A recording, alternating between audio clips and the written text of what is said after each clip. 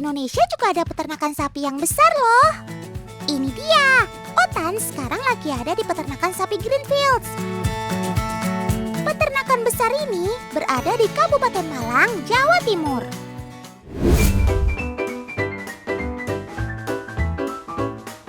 Ayo sob, bangun-bangun. Sekarang waktunya minum cucu. Walaupun berada di peternakan, tetapi mereka tetap mendapatkan susu dari induknya, teman. Tapi bedanya, mereka tidak minum susu secara langsung, melainkan menggunakan wadah. Bayi-bayi sapi ini minum susu 3 kali sehari, teman. Jadwal mereka minum susu adalah pagi, siang, dan malam hari. Otan juga mau susu dong, Paman, biar sehat kayak bayi-bayi sapi ini.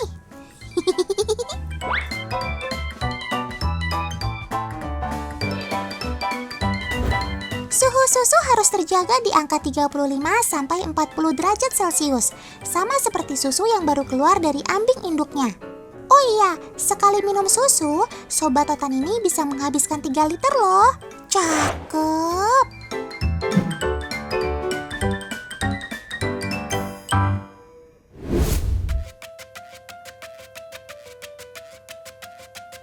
Saat Sobat Otan ini berusia 40 hari, maka ia akan melalui proses sosialisasi, teman. Mereka akan dikenalkan dengan sesamanya yang hampir seumuran. Sosialisasi dimulai dari 2 anak sapi terlebih dahulu.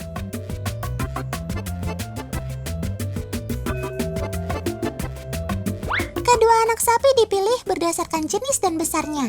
Tujuannya adalah agar tidak adanya perundungan atau bullying. Saat mereka sudah siap, sekat di antara kedua kandang akan dilepas, teman. Biasanya mereka akan saling berinteraksi melalui penciuman mereka. Jika kedua anak sapi ini tidak saling menyakiti, berarti proses ini berhasil.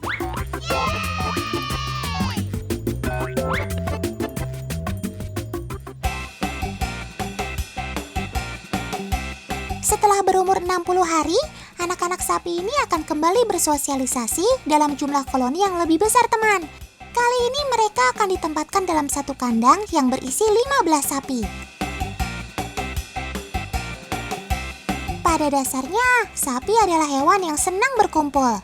Mereka akan lebih merasa nyaman dan aman jika berada di dalam kelompoknya.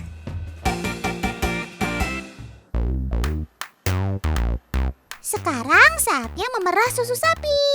Ayo, baris. Sapi saja bisa mengantri. Masa kita nggak bisa sih? Proses pemerahan menggunakan mesin vakum dan tidak menyentuh tangan sama sekali. Selama proses pemerahan, sapi-sapi ini terlihat tenang dan tidak gelisah, teman. Ada yang tahu kenapa? Hal ini dikarenakan proses vakum atau penghisapan yang terjaga, yaitu di angka 10 kPa. Angka tersebut sama jika anak sapi langsung menyusui pada induknya.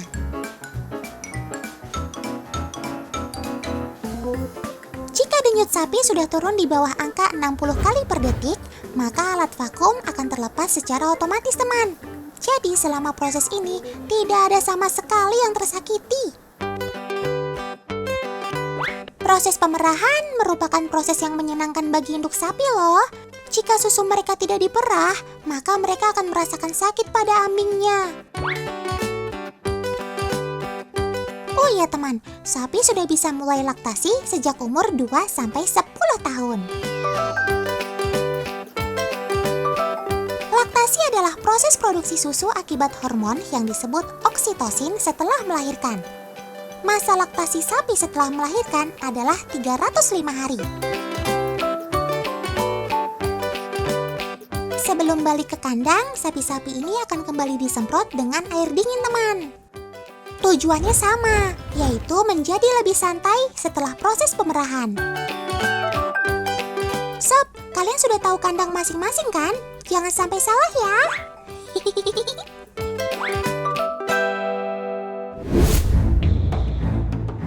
Sebuah peternakan di Jerman pernah meledak gara-gara sapi buang angin. Hal ini terjadi pada tanggal 28 Januari tahun 2014 lalu.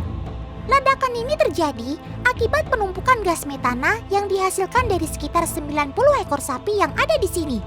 Dan tahu nggak dari mana gas metana ini berasal? Ya, betul sekali. Zat metana dihasilkan pada saat sapi buang angin dan juga bersendawa. Gas metana yang dihasilkan ini terus menumpuk. Hingga pada suatu malam, saat listrik dinyalakan, terjadilah ledakan dahsyat. Rupanya listrik ini dapat memicu terbakarnya gas metana yang menumpuk tersebut. Akibat kejadian ini, seekor sapi menderita luka ringan dan bagian tap kandang rusak parah.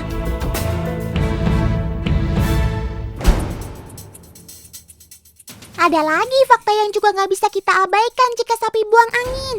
Ternyata, gas buangan sapi dapat mengganggu keseimbangan iklim loh. Menurut para ahli, tiap seekor sapi dapat menghasilkan sekitar 200 kg metana per tahun. Memang sih, zat karbon dioksida masih jadi penyebab utama perubahan iklim. Tapi tahu nggak, kalau zat metana ternyata 84 kali lebih kuat merusak atmosfer bumi. Kalau atmosfer rusak, ini tentu sangat berpengaruh pada iklim bumi dan otomatis mengancam keberlangsungan hidup semua penghuni bumi. Inilah yang sering disebut sebagai dampak efek rumah kaca. Waduh, Otan juga ikutan terancam nih. Eits, bahaya ini bukan berarti tidak ada cara untuk mencegah atau mengurangi dampaknya ya. Menurut ahli, ada beberapa cara baru untuk mengurangi kadar gas metana pada sapi atau hewan ruminansia lainnya. Ternyata, dedaunan yang mengandung zat tanin adalah salah satu pemecahan masalahnya. Zat tanin dapat menekan kadar gas metana yang keluar dari sapi loh. Zat tanin bisa terdapat pada daun jati, daun kaliandra, dan juga daun mahoni. Jika sapi mendapatkan pakan tambahan berupa daun-daun ini, tentu manfaatnya luar biasa. Berdasarkan uji coba penelitian, daun yang mengandung zat tanin dapat mengurangi separuh dari zat metan yang dihasilkan sapi. Selain dapat mengurangi zat metana, cara ini juga baik untuk kesehatan sapi loh. Gizi yang dihasilkan baik dan juga bagus untuk kesehatan pencernaan sapi. Wah, para petani dan peternak sapi harus tahu hal ini. Teman-teman di rumah, tolong bantu Otan untuk kasih tahu ke paman petani ya.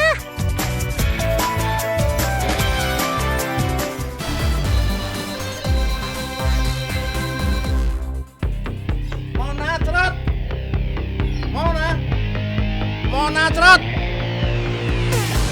Itu manggil-manggil Mona siapa tuh, Mas? Mona itu anakan binturong, Mas. Hah, binturong? Oh, binturong yang masih Lepas berarti? Kayaknya. Oh, coba ikut ya? Kok bisa sih Mona lepas dari kandang? Pasti ada yang gak beres nih. Ayo Kak, cepat cari si Monanya. Jangan sampai dia main terlalu jauh. Loh, di mana Mas? Ada? Nah itu, tuh. Nah, ini Bang, Mona, Oh. Bang. Sini, Bang. Mana? Ini dia. Itu, Mas. Oh, Ya ampun, ternyata kamu di sini, Sob. Bikin semuanya panik aja nih. Mona ini salah satu binturong Sumatera yang lagi aktif-aktifnya, teman.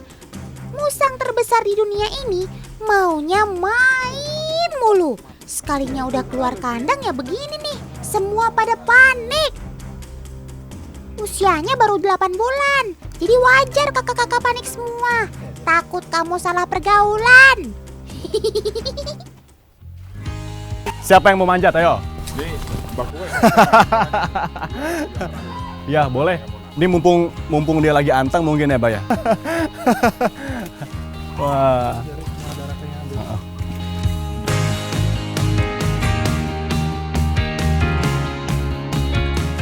Hati-hati Paman Wanto Goeng. Jangan sampai Mona jatuh loh ya. Ayo Kak Raka, bantu terima Monanya dari bawah. Pastikan Mona turun dengan selamat.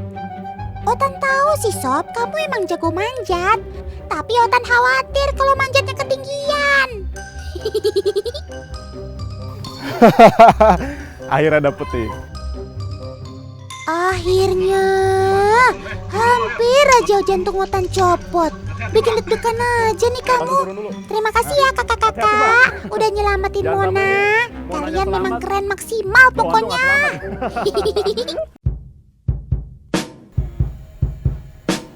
Di sini seharusnya kamu berada, Sob, bukan di luaran sana. Dari masih bayi, Mona sengaja ditempatkan di kandang pembesaran ini. untuk mendapatkan perawatan khusus dan membentuk karakter Mona yang lebih friendly. Di usia yang masih 8 bulan, Mona memang banyak menghabiskan waktu dengan bermain. Aktif banget. Binturong salah satu hewan yang dilindungi loh. Tapi tenang aja teman, keberadaan si Mona di tempat ini sudah berizin atau bersertifikat legal. Oke, yuk, kunci yuk. Aku lagi gesit. Bukan gesit, Pak. Ada orang. Dibuang lah. Dijagain biar nggak lepas lagi, Mbak. Wah. Tuh kan, dia ngikutin bapaknya loh. Baik-baik ya kamu Sob, jangan bandel. Bentar deh, kayaknya Otan tahu Karaka lagi di mana. Ya ampun, ini kan Gombong Exotic Pets, tempat berkumpulnya sobat-sobat Otan yang eksotis abis. Sesuai dengan namanya, tempat berkonsep mini zoo ini berlokasi di Kecamatan Gombong, Kabupaten Kebumen, Jawa Tengah. Kurang eksotis apa coba sobat-sobat Otan ini? Mulai dari aneka jenis biawak, iguana, kadal, ular, sampai kura-kura, semua ada. Bukan hanya para reptil aja, ada juga hewan jenis mamalia seperti binturong, mikropik, dan masih banyak lainnya. Semuanya ada di sini. Teman di rumah ada yang tahu nggak kenapa mereka disebut exotic pets? Nggak tahu kan? Disebut eksotis karena mereka adalah hewan yang tidak biasa. Bahkan jarang dijadikan sebagai hewan peliharaan seperti hewan domestik, seperti anjing dan kucing. Kalau teman di rumah gimana? Tertarik nggak untuk pelihara sobat-sobat Otan yang eksotik seperti mereka? Kalau belum berani, boleh deh sesekali main dan datang langsung ke sini. Kenalan dengan sobat-sobat Otan yang gak biasa. Dijamin seru.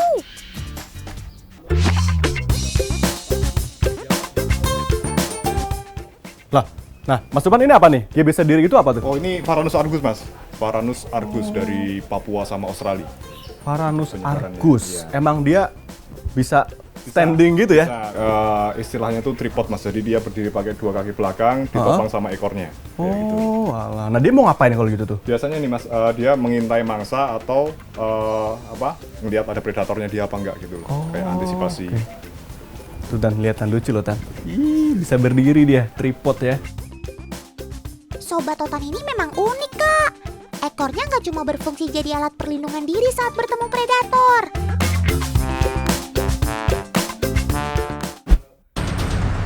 Hei, ini kan salah satu sobat Otan, si Reticulatus piton albino. Mau kemana kamu, Sob? Kayaknya gelisah banget, nggak mau diem. Waduh, ada Karaka juga ternyata.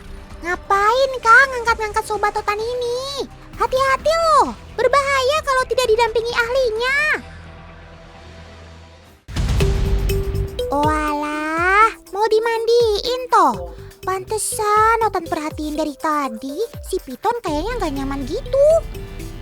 Ternyata Karaka yang panik, bukan si ularnya. Ayo Sob, saatnya kamu mandi, biar seger. Apalagi siang-siang gini, Otan sih senang kalau dimandiin sambil main air.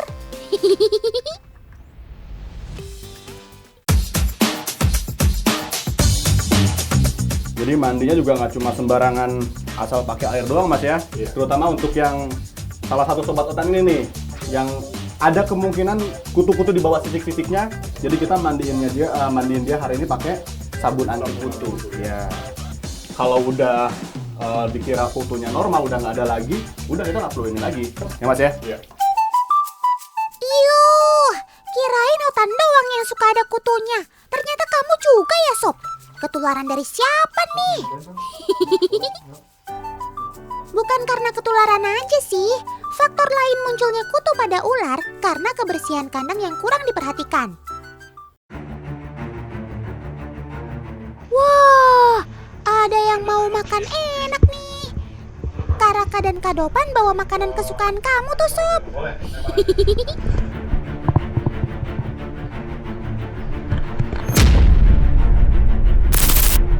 Nah kan, baru juga Otan bilang, ayam belum sempat dilepas udah disamber duluan. Sabar dikit napa Sob, buru-buru banget deh. Perlahan namun pasti, ayam mulai dililit dan ditelan bulat-bulat. Sobat Otan ini makannya nggak setiap hari teman. Perlu waktu sekitar 10-14 hari sekali. Gak lapar tuh bisa tahan sampai belasan hari gitu. Jangan sedih teman. Sekali makan gak cuma sepiring atau 2 piring aja. Ular yang beratnya lebih dari 100 kg ini sekali makan bisa menghabiskan 15 kg daging ayam. Atau sekitar 7-8 ekor ayam utuh. Pantes aja bisa puasa makan lama. Sekali makan aja segitu banyaknya.